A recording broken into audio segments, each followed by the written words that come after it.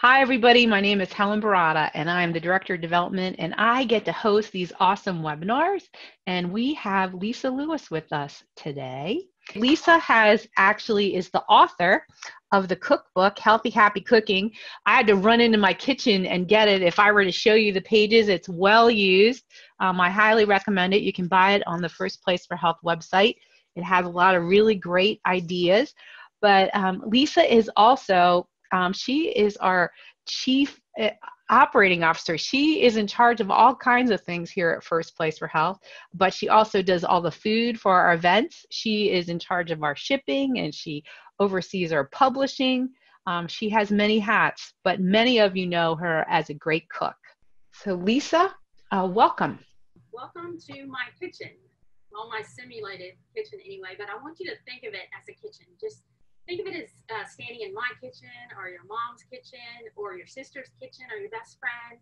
I want you to give me some feedback. If you have a question, just type it in that little chat. If you have a comment, if you do something differently than I'm doing here and you want to share that, definitely do that. Just type it under there and Helen will pass those along to me as we go along. So just let's keep the conversation going. Let's share our knowledge and our experience in the kitchen, because that's what it's all about. So in a perfect world, we would have a fridge that's just brimming with color, with all the ingredients we might need for a recipe. Our pantry would be stocked, but that's not always attainable. And one of the reasons that might be is money. I mean, a trip to Whole Foods can drain your wallet. So, and you have to pass 7 Taco Bells to get there, which is a struggle all its own. So we're going to talk about some ways that you can save a little money. We're going to talk about some recipes that you can use with these money saving tips as we go along. We're going to talk about some organic. Should we buy organic? Should we not? How can we save money there? So we've got lots to talk about today. So again, just share with me, and let's do our first poll, Helen. So the very first poll, Lisa was wondering, when it comes to how you do your meal planning, do you plan your menu at the beginning of the week? And the first one is every Sunday night I sit down and I get her done. Or I plan a few meals in the week, or I know I should, but, and the last one is, are you kidding? My fridge is a vegetable graveyard. Things go there to turn to mush. So the results are 50% of the people, they plan a few meals, so good. And then 40% say, I know I should, but we have 7% where things are turning to mush, and then a very small percentage, Lisa, are 4% of the people, 2 people. So here we go. All right. Well, that is my first tip. Plan your meals and make a list. And the thing I hear all the time, I've said it, is I just don't have time. But have you ever gone to the grocery store and you're just kind of throwing random things in there? You have a vague idea in your head what you're going to make, but then you get home and maybe you don't have everything. So Americans spend a lot of money on food. It's third to house and car. And we do a lot of research in when we're buying a house or buying a car, because we know those big line items have the potential for the most savings. But that's true for our grocery shopping too. You really have some potential savings there. So plan your meals, make a list, and research. And I don't mean just get out a textbook and figure it out. I just mean find a few websites you like, maybe Cooking Light, First Place for Health, maybe allrecipes.com. Just find 1 or 2, maybe a food blogger that you've seen that you really like, something goes by on Facebook that was interesting. So just research and find a couple of places that you can go to help you plan your menu. And then maybe look for a cookbook, a 1 or 2 cookbooks that you can go to. Mine's a good one, shameless plug there. Or just whatever, maybe a 5 ingredient, 7 ingredient or less. Just look around, go to the bookstore if you need to. There are even online cookbooks. So just find 1 or 2. Don't get too bogged down in that research. I want it to be easy. We spend a lot of time.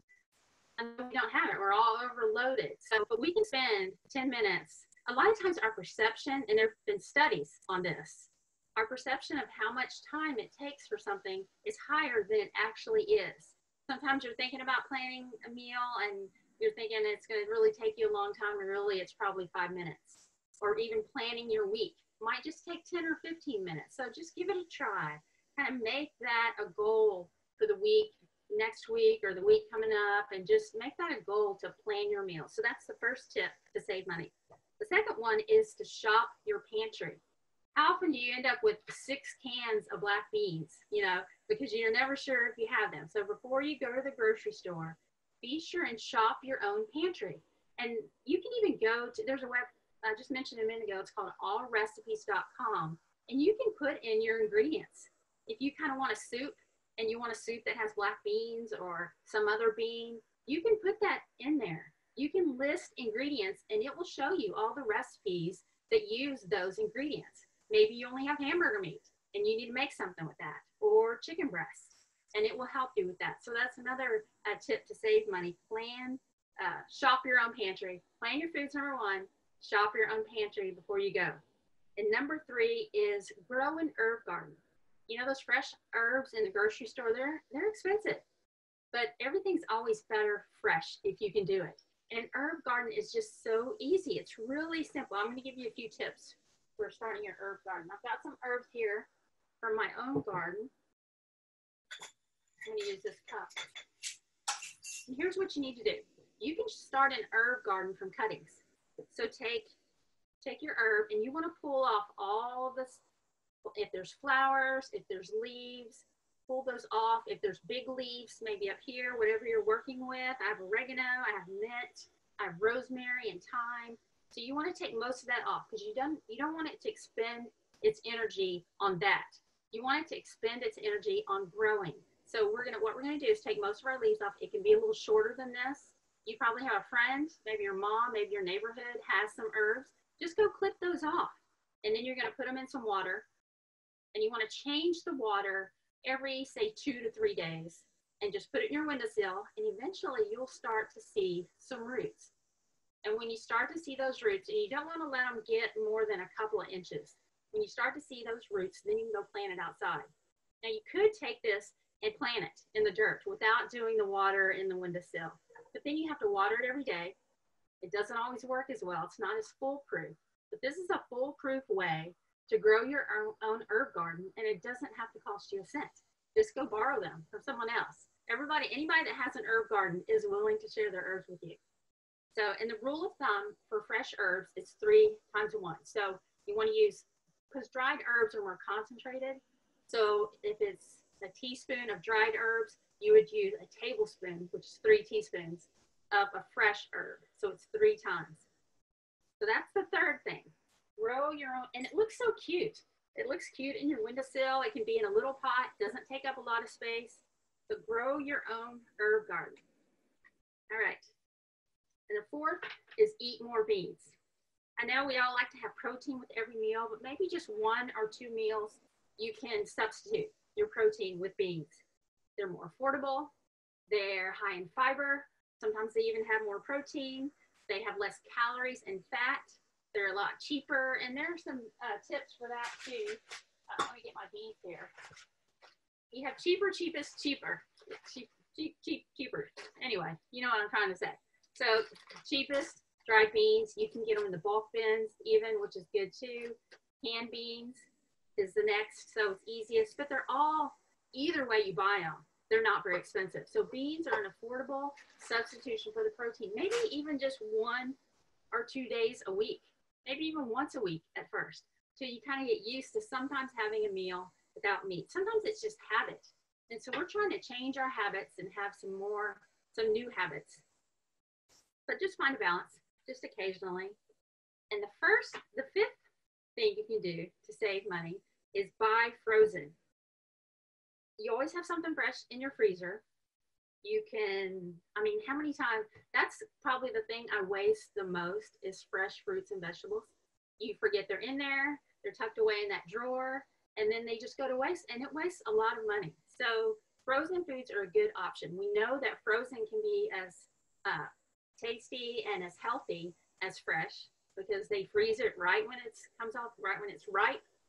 So it's flash frozen, so it retains all its nutrients that sometimes fresh loses as it travels to your store. So frozen is another good time-saving tip. If you're cooking for 1, then you can pull out just the amount you need. You don't have to use it all up. You don't have to buy that whole head of lettuce or broccoli or cantaloupe. You can buy frozen and then just pull out however much you need. So that's a money saver too. And a few tips for cooking with frozen though. If you're cooking like a soup, you don't have to defrost it. You really don't have to defrost frozen vegetables at all. You can cook them however you want to do it. Just the only thing that you might have trouble with is like broccoli or cantaloupe that has a lot of water. You might want to give that a quick cook and then kind of get some of that water out if you're using it for a stir fry. The stir fry is intended to be dry. You just want the oil. You don't want a lot of liquid in a stir fry because that's the point of cooking fast. Stir fries are for cooking fast. And we're going to talk about a beef stir fry recipe here in just a minute. So the best way though to cook vegetables, frozen or not, to me is roasted. And you can keep that simple. There's a couple of keys though when you're roasting. You want to preheat your pan. Just put maybe a little spray or a drizzle of oil in your pan and stick it in your oven and let it preheat before you put your vegetables in there. It makes all the difference. It helps the vegetables caramelize. It's just really flavorful. So there are some simple, just a little drizzle of oil on some broccoli with some sea salt is a quick and eat, maybe a squeeze of lemon. Just keep it simple. All right, any questions, Helen? I see some chats popping up. Hey, the one question is from back when you were talking about herbs is about pots. And you mentioned it afterwards, but the question is, can you grow pots inside with herbs? You can. You just want to be sure they're in a window so they get some sun because they need a lot of sun. But they don't need to be full sun. You can definitely grow them in your window and they work just fine. And just whatever you have, whatever pot you have, just use that. So that's great. And Vicki just chatted, the fresh herbs on roasted vegetables is the best, she said. I would have to agree with her. I would definitely have to agree with her too. So if you want to put some thyme on your roasted potatoes, it's excellent. So you want to cook vegetables at a high heat.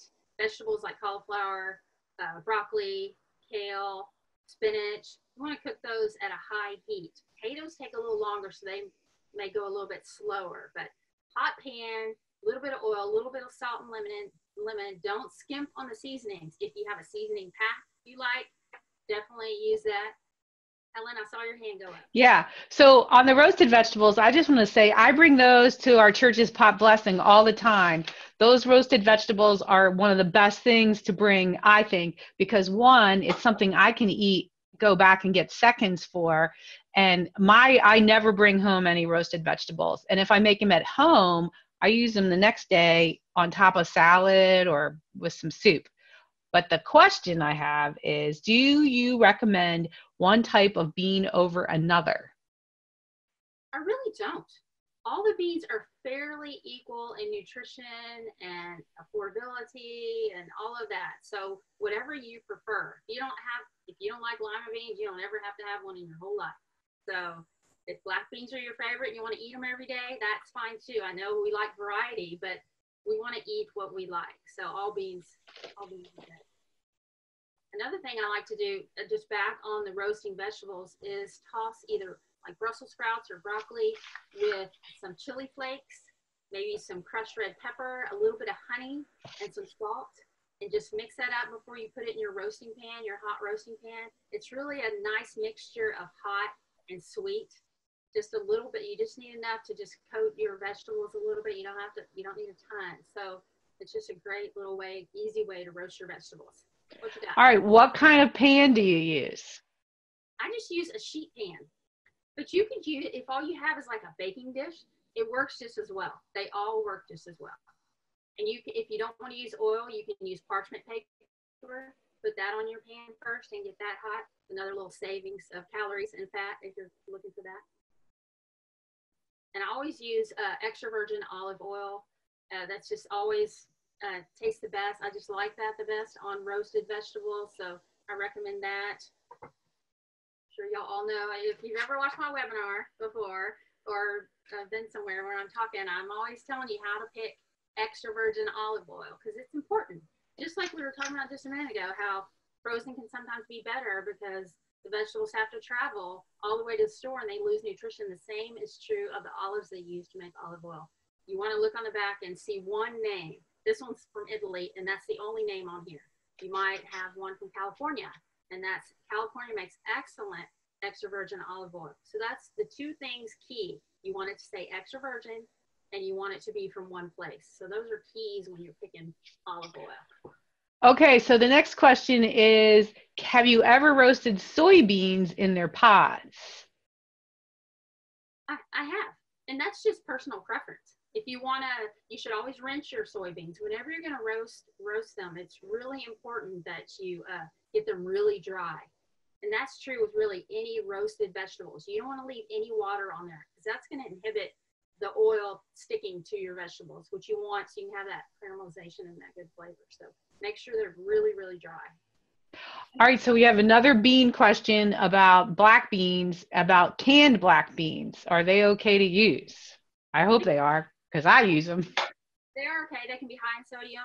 There's some issues with the lining of the can, and that's really just something you might want to investigate on your own, how you feel about that. If you use canned beans, you should always rinse them. I know they come in a fluid, but I always drain them and rinse them before I use them. That cuts down on the salt. And if there's a vegetable you want to try, that's the best place to go find it. Because a lot of times I think, oh, I want to try this weird thing I see here. I take it home and I'm not quite sure what to do with it. It ends up sitting there and going bad and I never use it. So that's a good way to try something new. Go to the freezer aisle, just look around and think, oh, I've never had Brussels sprouts, maybe. You know, you can get just about everything frozen now. So you can even get chopped onions and chopped peppers if you want that head start on the prep. Now that's not going to save you money. Any packaging, if you're shopping in the grocery store, in the produce aisle or the freezer aisle, any extra packaging is going to cost you money. If your salad is in a bag, it's going to cost more. Spinach is a lot cheaper in the bunch than it is in the bag. So saving money means you're going to have to do a little work of your own, but it really doesn't take that long. So one thing I read recently, and I've tried it now twice, is to buy that box of fresh spinach. That I buy it and then I put it in the freezer.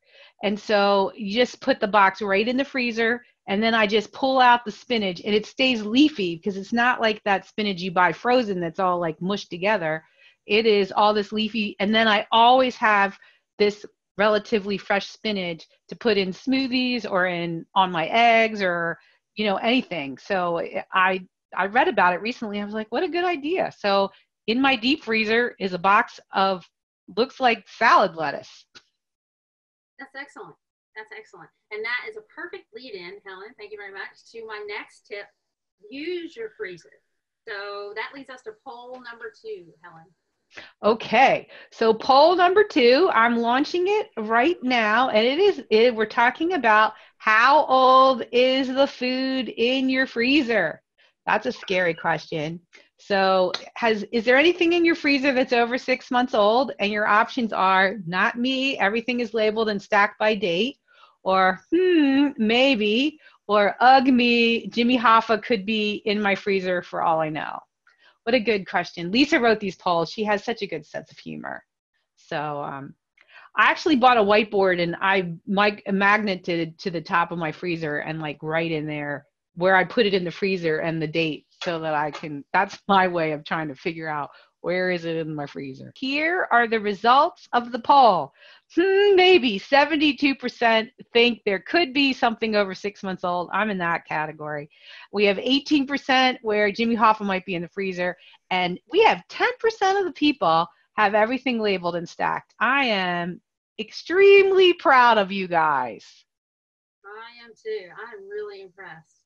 That's awesome. Yeah. And I was Helen, that's funny that you mentioned that because one thing I went back and forth, should I even mention it? Because I don't want to make this too hard. You should inventory your freezer and you do that and have it on your freezer door. That's so cool. That's next level. So if you're not ready for that, that's okay. But your freezer is the most underappreciated, underestimated, undervalued appliance in your kitchen. You should be using your freezer. It cuts down on prep. You can put meat in there, chicken, so you always have what you need. And just about everything in there will last about 8 months. I put 6 months on our poll, but really most things can last for 8 months. Meats can last for a year if you pack them. So be sure and pack them appropriately. You want them to be in freezer safe containers. So let's talk about some freezer basics. So there's some things you don't want to freeze. And that's anything with a high water content like celery, lettuce, watermelon even doesn't freeze well. So anything with a high water content, cucumbers, even peppers have a high water content. So sometimes they don't freeze well in your home fridge. They have to be flash frozen, which we can't do typically in our own home fridge. So those are some don'ts. And don't freeze anything you're not going to eat.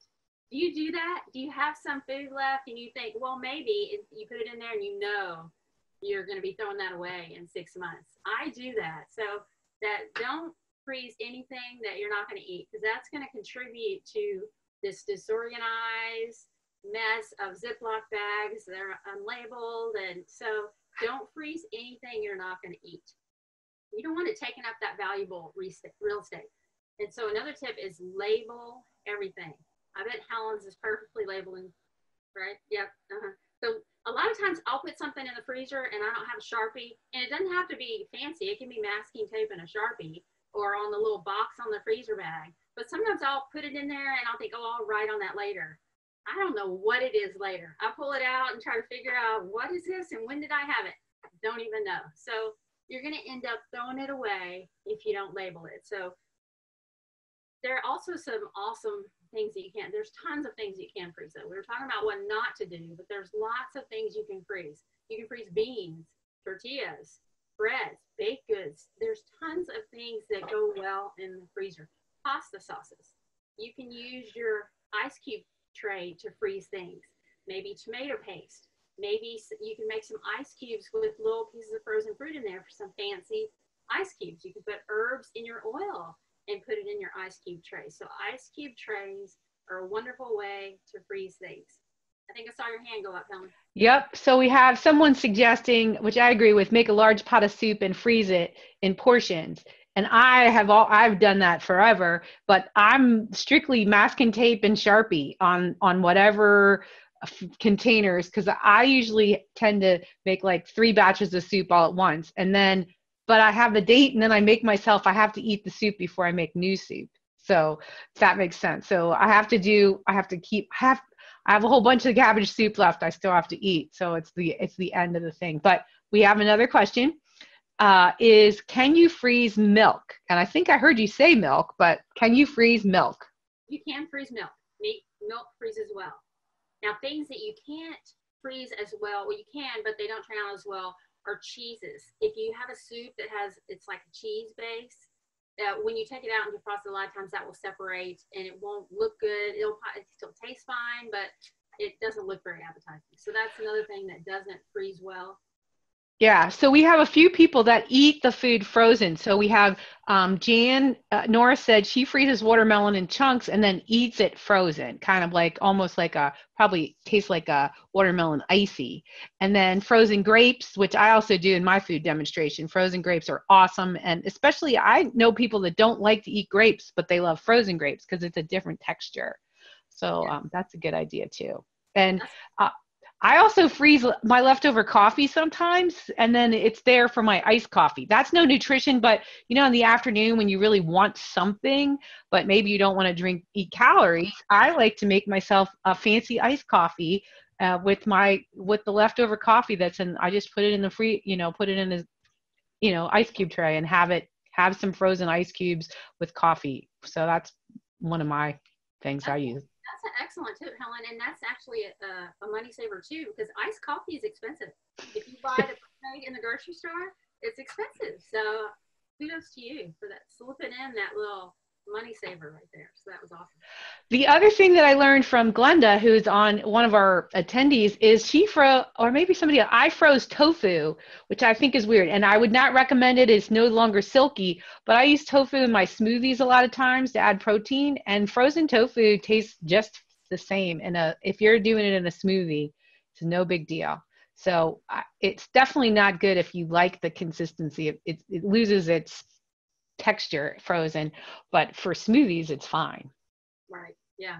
Another thing that loses its texture is noodles. So if you have a noodle in the soup that you're freezing, when you take it out and defrost it, that noodle is going to break up, but it still tastes great. It can kind of be like a goulash. It tastes just as good. So I still freeze soups with noodles in there. I wouldn't shy away from that, but just know that it's probably not going to look exactly like a noodle when it comes back out and you defrost it. So keep that in mind. Another thing I like to use to freeze, and some people say not to do it, is mason jars. You can freeze stuff in glass, but there's a tip. You need to leave at least an inch of air in the top. You have to give room for that expansion. If you don't, then it will break. So, but use mason jars if that's a good way for you to use soups.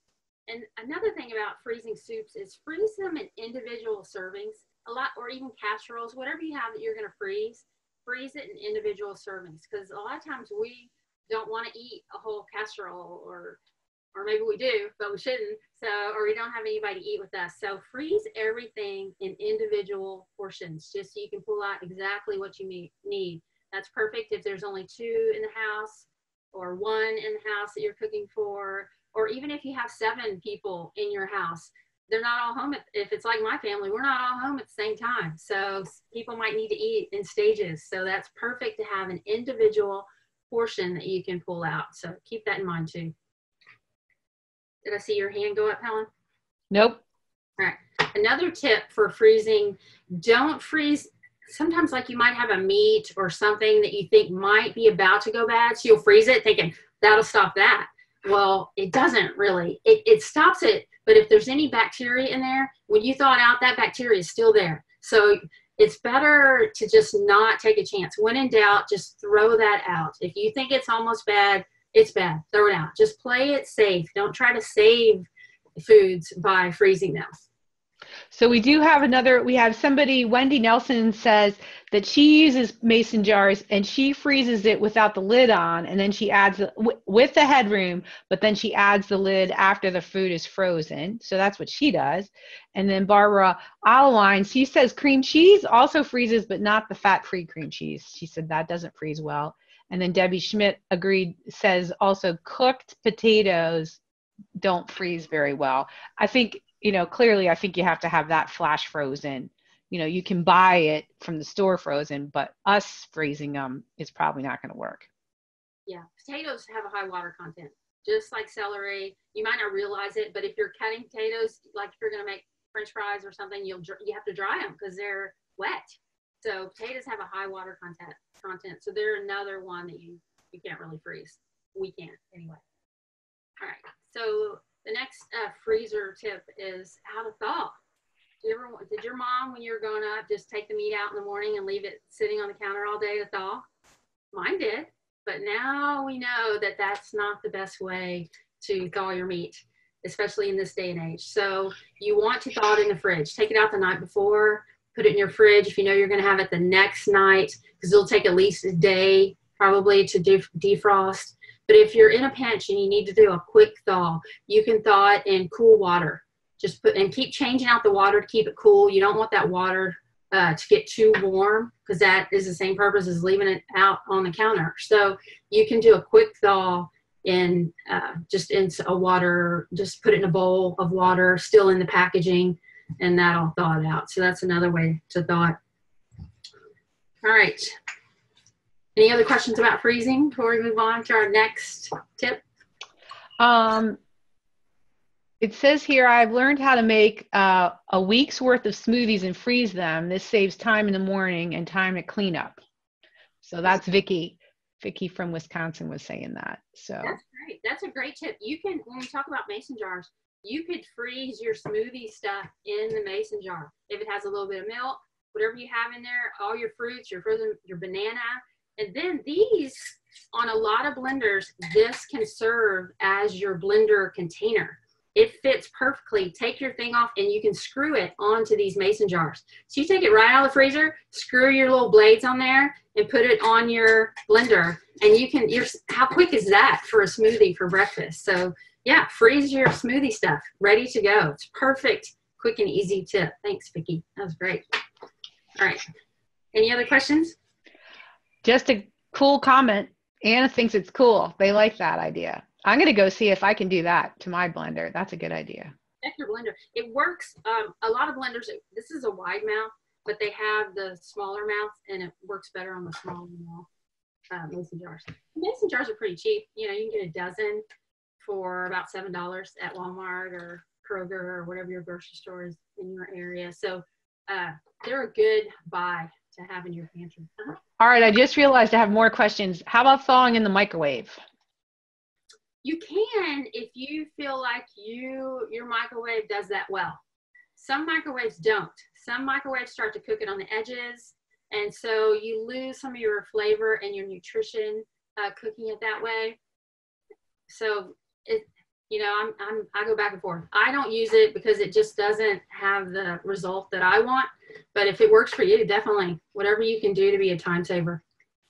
Another person asked if they can individually thaw like those packages of fish and stuff. And fish thaws so fast. If you put that in some cool water, 20 minutes later, it's going to be defrosted. Fish, shrimp, whatever kind of fish you have, if it's just one like fillet, thaws super fast. You don't even need to use a microwave for that. And fish cooks so fast. Fish is really just a great, quick and easy meal, however you want to cook it. Takes 5 minutes. I agree. I was going to say the same thing. I thaw out fish all the time. Easy to do. Now, one last question about freezing is there anything we can refreeze? I would not. Well, you definitely don't want to refreeze any meat dish, any dish that has meat. If you've taken out, thawed it, don't freeze it again. Some vegetables will be fine if you refreeze them. So those are okay, but nothing with meat or cheese, milk. Don't refreeze any of that, just for safety and flavor too. So. Okay, right now there's no questions. All right. So our next tip to save money is cook once, eat twice. I wonder if anybody does that. Or a lot of times you don't like leftover. My son doesn't like leftovers. If he had it one day, he doesn't care to have it again for a while, especially not as a leftover. So the point is to repurpose your leftover. So if you have like a rotisserie chicken, you don't want to have leftover rotisserie chicken the next day. You want to make something else with it. So that's what we're going to do. We're going to make a chicken tortilla soup. But first I want to give you a little, I bought this one at the store. This is a rotisserie chicken. Let me take it out of the bag.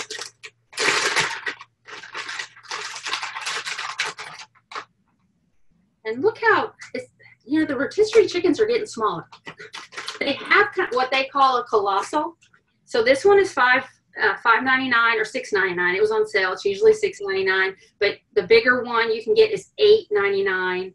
But if you buy, a money-saving tip would be to buy a whole chicken. A lot of times grocery stores will have their whole chicken on sale. So that's a good buy, to buy 2 of those. So whenever you're making, if you're not buying rotisserie, if you want to save some money and make it yourself, you want to buy 2. If they're on sale, buy 2 of them and roast both of them. Because if you don't use it all, you can freeze it. You can have one day, and then you can repurpose, because you can use chicken in so much. You can use it in quesadillas, on tostadas, in burritos. There are just so many ways you can use chicken. And really, you should have that in your mind whenever you're making anything. Like if you're making meatloaf or meatballs, make extra, because those make great sandwiches. So just think about what you're making and double it up. I don't know if it was you, Helen, talking about how you make soups ahead of time on a Sunday. Well, do that with everything you make, or at least a lot of things. Maybe your Sunday dinner will be a roasted chicken or a roast, and you'll do 2 of them, 2 chickens, 2 roasts, for the week coming up. So it might just be one day a week that you cook extra, but maybe it could be 2 or 3. But just keep that in your mind as you're cooking. All right. So do you want to know how to roast the perfect chicken? There are a few tips on how to roast the perfect chicken. The first tip is to don't wash your chicken. We were always told forever that you need to wash your chicken because there's so much bacteria on chicken. But that new thinking and new studies have proven that that's not true. If you wash your chicken, you're basically just spreading whatever bacteria is on the chicken into your sink, around your sink, whatever you're using to wash it. So it's best not to wash your chicken, but you do want to dry your chicken. So I would get some paper towels and just dry your chicken really well, because you want everything to stick to it. You want your seasonings, oil if you're using it, whatever you're using on your chicken, you want it to stick to it. And you want it to have a nice crispy exterior. So you want to dry your chicken really well. And typical chickens are 4 to 5 pounds. This one's not quite that. It's probably just under 4 pounds. I know if you have like a Costco card or a Sam's card, they have bigger chickens and maybe better prices. But if you don't have that, the next option is just to roast it yourself. All right. So when you're roasting your chicken, you want to be really generous with the salt. So for a chicken this size or a little bigger, a typical 4 to 5 pound roasting chicken, I would use a tablespoon of salt. That sounds like a lot, but only some of that is actually going to get into the chicken. So you want to cover the outside of the chicken. You want to put salt in the cavity. You're trying to make that seasoning get all the way into your chicken. Maybe have a seasoning rub you like to use. Just be overly generous with whatever seasonings you're using on your roasted chicken. All right.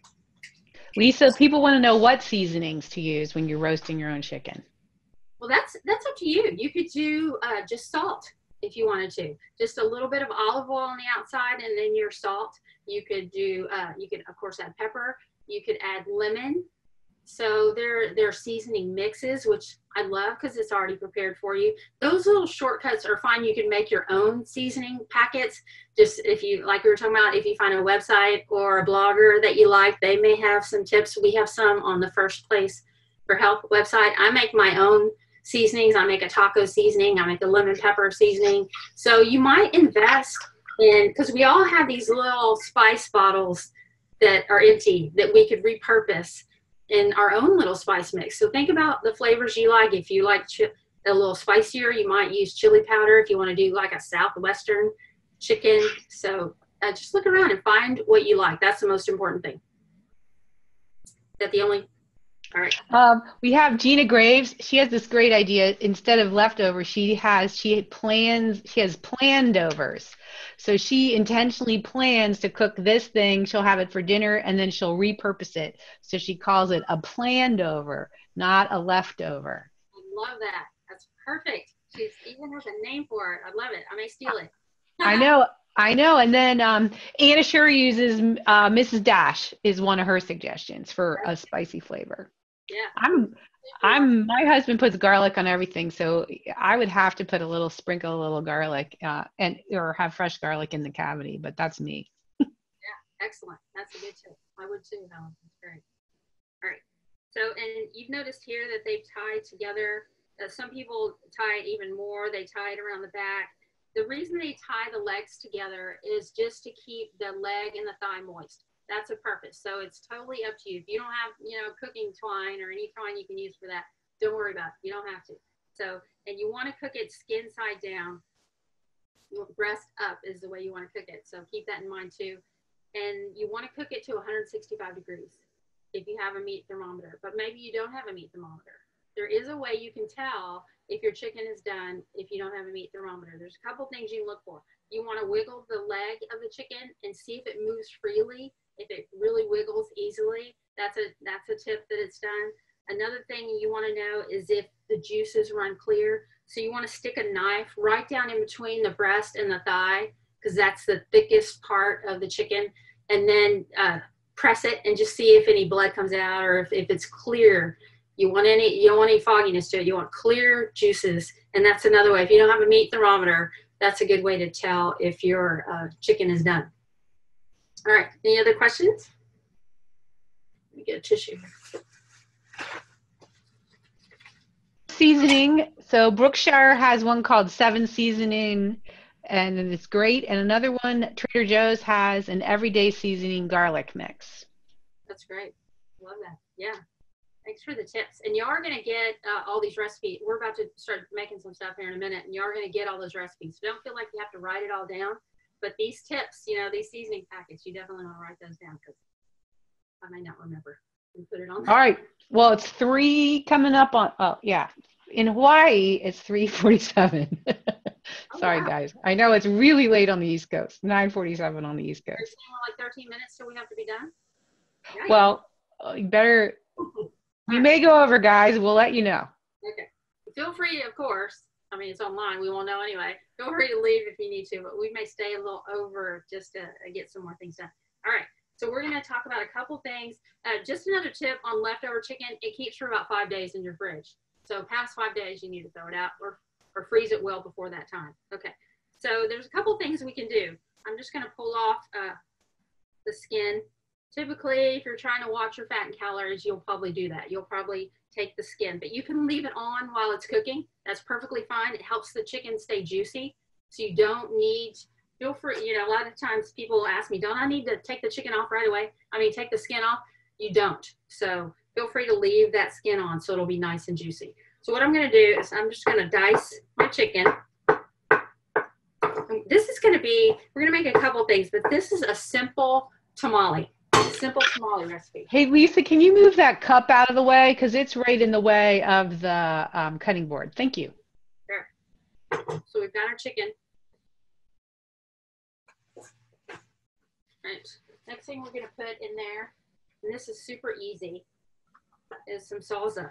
And this is just some store-bought restaurant style salsa. Maybe you have your own salsa recipe. My hands are always getting open. Sorry, guys. My hands are slick. So this is a new jar, in case you didn't know. All right, there we go. And then I'm just going to add some salsa.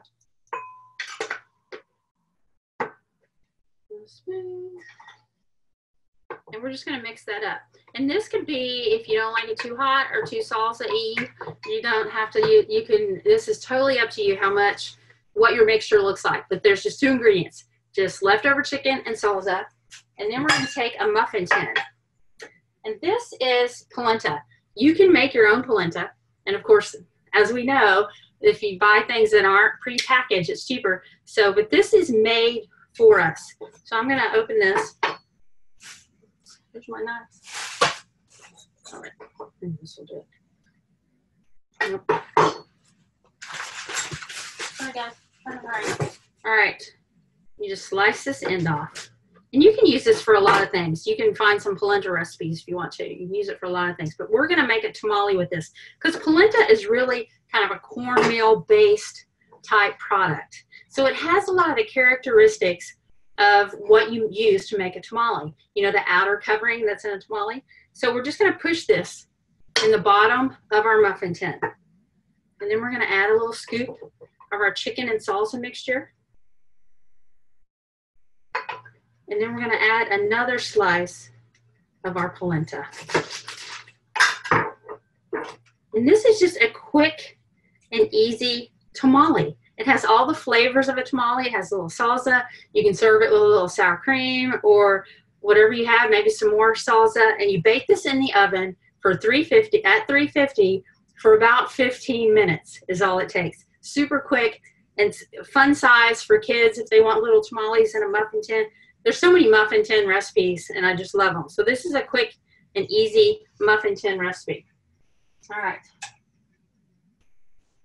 Any questions about that? Y'all like tamales? Where can you find polenta? What section of the grocery store? You can find it in a couple of different places. You can sometimes find it in the produce, maybe where you find the vegetarian options, things like that, the little prepackaged stuff. You can also find it in the section of your regular grocery store that has kind of the healthier food type things. You might find it on that aisle too. So it'd be 1 or 2 places, but feel free to ask at the store. You know, there's tons of people waiting to help you with that. So yeah, I mean, if you live in Texas and stuff, it'd probably see it more in Pittsburgh where there is probably less. It was in our dairy section, kind of over. For whatever reason, it was in our dairy section, and it was also in the fancy cheese section. So, yeah, that's kind of one of those things like pesto and things. You're not, you know, different managers put it in different places. So feel free to ask and look for that. One question is polenta refrigerated? It's not refrigerated when you buy it. It doesn't have to be. Sometimes they have it in the produce refrigerator, but it doesn't have to be refrigerated. But once you open it, you need to refrigerate it. And then someone else said, once you make these tamales, it looks like you could also have leftovers and heat them back up, is what some question. They were just questioning, could you microwave them after you've cooked them, like if you had leftovers? You definitely could. And it's, you know, it's got a grain, it's got meat, it's got a little bit of vegetables in your salsa. So it'd be a great little, even a little snack, you know, mid-afternoon. Because when we're planning, you know, we didn't talk about this, you need to plan your meals. You need to think about, okay, what's my schedule look like? I'm going to be out this night and that night. So I don't need to plan to cook anything those nights. So when you're thinking about that, also think about your snacks and plan around all of these things. So you need to plan your snacks just like you plan your meals. So keep that in mind. And just like leftover chicken, you can do this with lots of things. Like we were talking about, you know, a roast, cheaper cuts of meat. So this stir fry that we were talking about, a T-bone and a sirloin have the same nutrition. So, but the price is widely different. A T-bone is very expensive. A sirloin is not quite expensive. Then you have round steak that's even less expensive. So think about your cuts of meats that you're going to use. So for stir fry, you don't need a necessarily expensive cut of meat. Or if you're going to cook something in your slow cooker, you can get a kind of a tougher meat that's a little less expensive and use that. So that's another kind of money saving tip. So keep that in mind. All right. We're good. Oh, someone asked, is polenta a carb? I can answer that question. It's corn. So it is a carb. And it says, are there any substitute for those who can't have corn? I don't really know of a good substitute that would really have the same texture and flavor for a tamale. You know, if you're doing a tamale, that's really the only thing that I've found. Definitely, if you discover that, send it to me because I do a lot of gluten-free cooking. So although corn is gluten-free, so this person has just an issue. Yeah, they have. So yeah, and someone wanted to know, is polenta made from cornmeal? Yes. And then could you say how long you bake it again? Somebody asked how long to bake it again. 15 minutes. And you'll get this recipe too, along with the recipe for chicken tortilla soup. Kind of running out of time, so we may not get to that. But I want to get to at least one other recipe. But just before we get to that, I just want to go through the last few tips so we have enough time. Buy whole fruits. They're cheaper. We talked about that a little. A block of cheese is cheaper than shredded. It's better for you anyway because shredded has all those fillers and things. So block of cheese, oat from the bulk bins, oats, peas, beans, rice, quinoa, all of these things are cheaper without all the preparation. So be sure and look for those things, and they're whole foods and they don't have additives. You can get, like for instance, this rice and this rice per serving. There's a big difference between the bag and the box, and even bigger difference between the boxes that have all the seasonings in it. And it has a bunch of stuff that maybe you don't want to eat anyway. So you're also saving nutrition-wise, health-wise, and money a lot of times. A lot of times saving money goes hand in hand with saving fat and calories and sodium and all this other yucky stuff that might be in your ingredients. So keep that in mind too. All right. And we want to make things from scratch anyway. That's my next tip, make things from scratch. And that's kind of a scary word. It sounds like it's time consuming, but really it just means using whole ingredients, not a lot of pre-packaging, a lot of whole foods, fresh ingredients, which we want to do anyway. Because this is really about, it's a lifestyle. So we want to incorporate all these things into our lifestyle. It just makes it, we're healthier. You're paying for all that packaging, all that preparation. So keep that in mind. All right. Okay, so let's make another recipe besides this chicken. Let me move my chicken out of the way. Put it back in my bag. And one thing you can do, if you don't have time to wash your cutting board, which I don't, it's got chicken. So you know your countertop is clean. You can just flip it over. So let me do that. Because the next meal we're going to make, there's no cooking involved. It's all fresh ingredients. This is one of my go-tos. I love to just have it in the fridge. I make it at Wellness Week and serve it in a wrap. You can eat it on its own. It can be a side dish. It's a Mediterranean quinoa salad. And basically we're going to put just a bunch of stuff in this bowl. And look at all this color, all this green. We've got lemon, we've got cucumber. So all of these things don't require any cooking. We're just going to add them all together. So let's do that. All right, so we're going to take quinoa, and I've cooked this ahead of time. This is 2 cups of cooked quinoa, because quinoa, I mean, it doesn't take a whole lot of time, 20 minutes maybe. You should always rinse your quinoa that comes in the bag. You want to rinse that, and usually it'll tell you to do that anyway on the bag. Another good tip with quinoa is toast it first. Just put it in a skillet, and just maybe spray your pan first and just toast it. It really brings out more of the flavor, gives some better flavor. If quinoa has too much of an earthy taste, that can help. That can help with your rice, any of that stuff, your barley that you cook with. Toast it first. It really helps if you kind of have an aversion to that earthy flavor of some of the whole grains like brown rice. We're supposed to eat brown rice, but we don't always like it. So that can help. So try that. So this is two cups of already cooked quinoa. And you know you can get that in those 90-second bags, which of course they're easy. There's no really weird stuff in there, so I'm not opposed to those. But from a money standpoint, they're not really a money saver. You're paying more for that 90-second bag. Right. Somebody wants to know, toast it after you rinse it, right? Yeah, toast it after you rinse it. Making a Mediterranean salad. It's got quinoa, it's got tons of good stuff. We've put 2 cups of cooked quinoa in our bowl. Now we're going to add some kale. We're just going to do kind of a rough chop. Kale can be kind of chewy. So this is a one ingredient. You might want to really chop a little more than you might if you were putting it in a soup. But if you're going to eat it raw, I like to chop it fairly small just so it doesn't make your salad or whatever you're putting in it just quite that chewy. Sometimes we can get tired of chewy. But all right, so I'm just doing this is about 2 cups of chopped kale.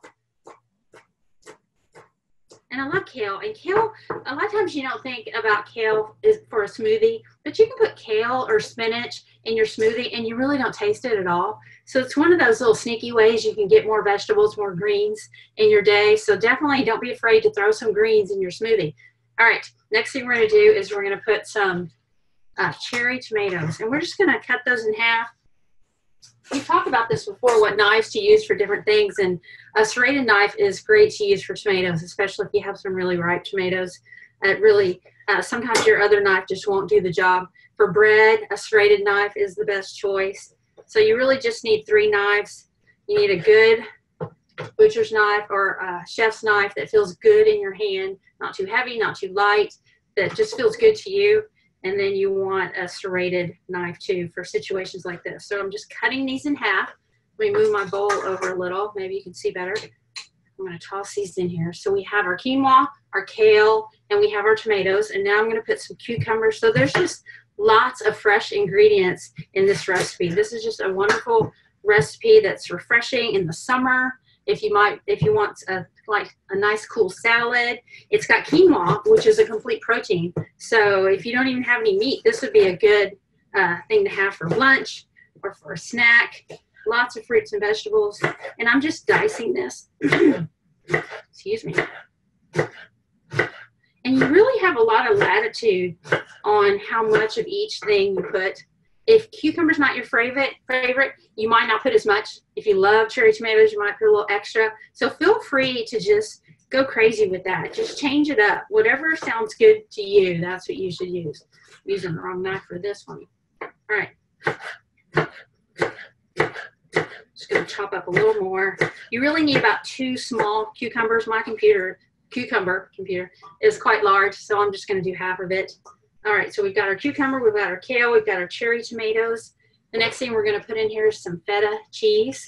This is kind of a Mediterranean quinoa, so I guess that's why we call it that. So this is feta cheese, and we've been talking about how to save money, and this is just another way.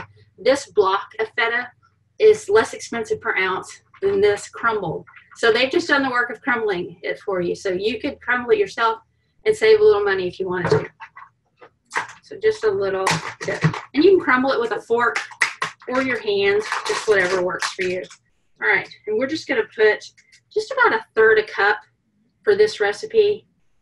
This is all you need. You just want a little flavor. Feta is a sharp cheese. You don't need as much as you might need of something else. So I'm just putting about 1/3 cup. Didn't measure that. All right, what else we need? I have some pine nuts. So we're gonna sprinkle a little pine nuts in there, just a 1/4 cup, not a lot. All right, pine nuts. And then you can put chives in there.